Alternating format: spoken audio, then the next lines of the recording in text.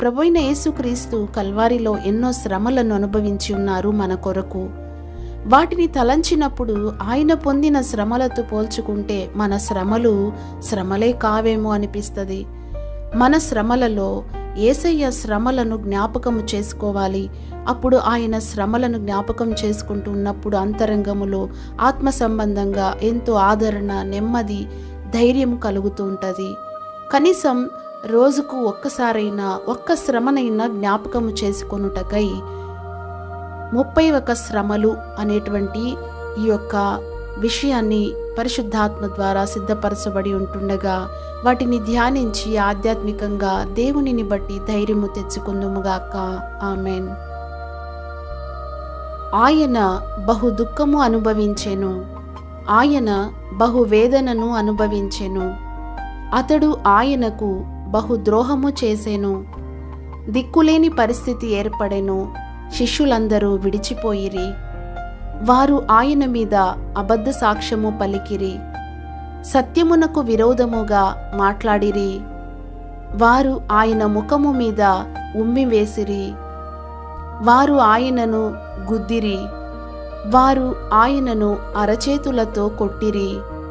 వారు ఆయనను ఎరుగననిరి.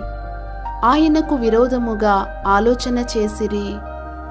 వారు ఆయనను అపహసించిరి. వారు ఆయనను బంధించిరి. వారు ఆయన మీద నేరము మోపిరి. వారు ఆయనను అసూయ చేత అప్పగించిరి. వారు ఆయనకు విరోధముగా జనసమూహములను ప్రేరేపించిరి. వారు ఆయనను దూషించిరి. వారు ఆయనను కొరడాలతో కొట్టిరి. అధిపతి యొక్క సైనికులందరినీ ఆయన యొద్ద సమకూర్చిరి. వారు ఆయన వస్త్రములు తీసివేసిరి. వారు ఆయనకు ఎర్రని అంగి తొడిగించిరి. వారు ముండ్ల కిరీటము అల్లి తలకు పెట్టిరి. వారు ఆయనను తల మీద కొట్టిరి. వారు చేదు కలిపిన ద్రాక్షరసమును ఆయనకు త్రాగనిచ్చిరి. వారు ఆయనను సిలువ వేసిరి.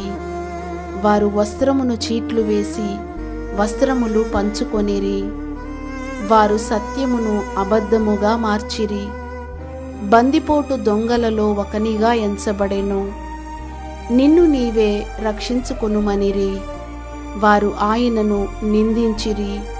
మరణవేదన అనుభవించి తండ్రికి అప్పగించుకొనెను.